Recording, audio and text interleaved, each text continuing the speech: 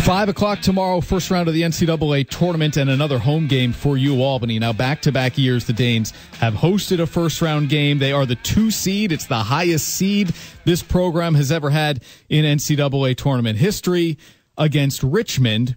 Again, 5 o'clock at Casey Stadium. More than 4,000 tickets sold as of yesterday. I'd love to see the number go 5, 6, 7. They had some really good crowds earlier in the year, even in the worst of weather. Paul Carcaterra is a good friend of the show, always makes time for us, and we appreciate that. ESPN lacrosse analyst, and he joins us here on Big Board Sports on 104.5 The Team, ESPN Radio. Paul, Chris Honorato, Eric Hanman filling in for Roger. Are you already in Albany, or will you make the drive tomorrow? I'm making the drive as we speak, and I'm super, super pumped. The sun is out, it's May, and we're going to crown another national champ in about 17 days.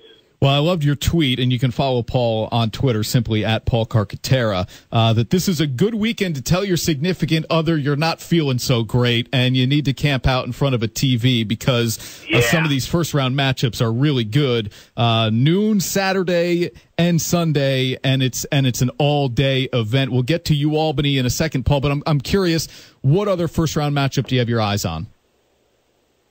I think the game or two that's really intriguing. I'll start with the highlight of the weekend, I think, will be Loyola hosting Virginia Saturday night, 7:30 p.m.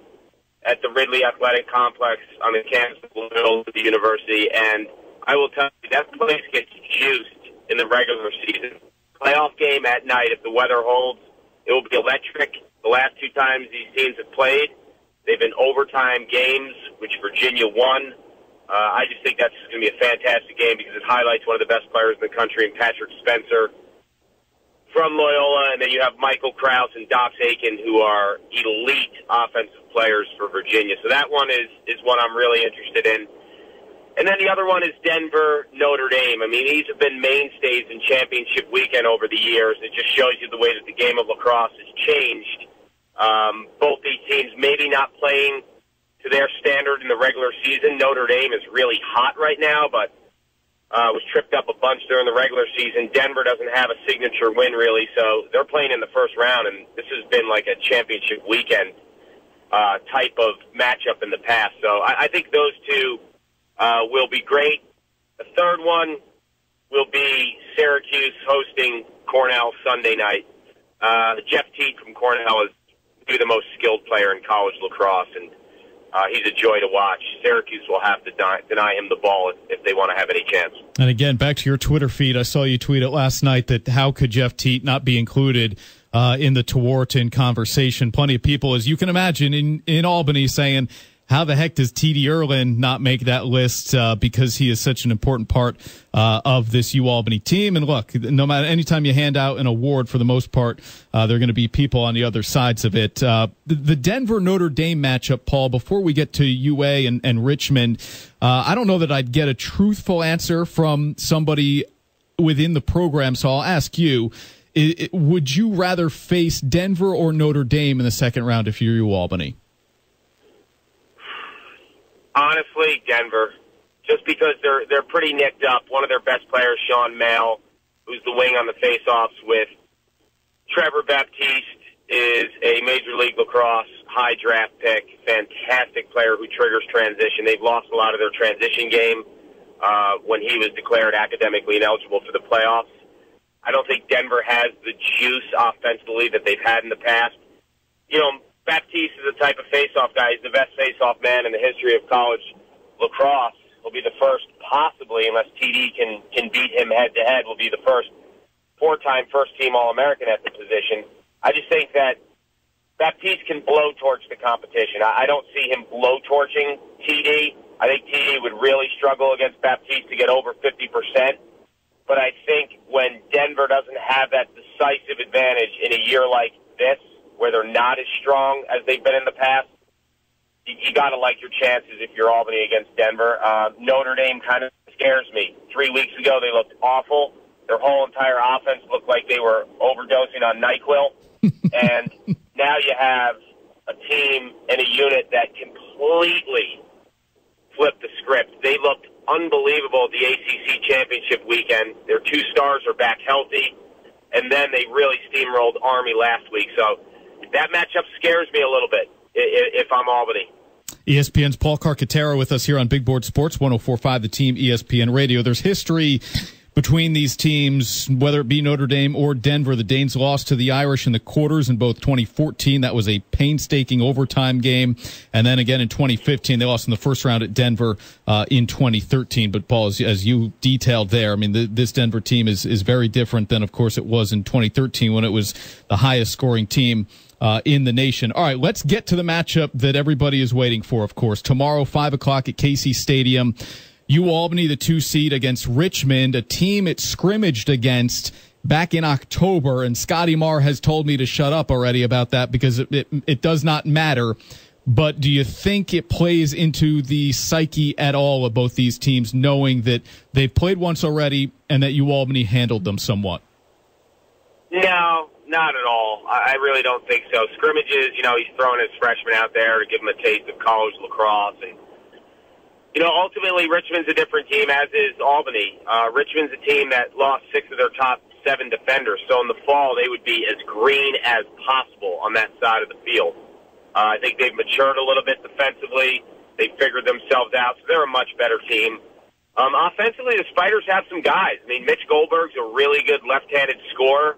Ryan Lee is dynamic in terms of beating his man from behind the cage. And then, Teddy Hatfield as well.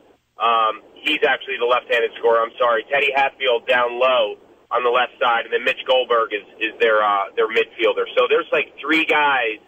When you watch them on tape, I really like Ryan Lee as an athlete. I really like Teddy Hatfield as a lefty goal scorer, and Mitch Goldberg has really assumed that leadership role at the midfield, and he's kind of a bear to deal with. He's a 5th-year senior and understands Shamati's offense big time. But their weakness is the worst weakness to have against Albany. They're under 50% saving the ball against a dynamic offense that shoots the ball really well. With guys like Eccles from the outside and Nanakoke and Fields and Patterson, you need a goaltender to weather the storm against Albany. That's their first serious issue. Their second issue is they don't face off well. They face off under 50%.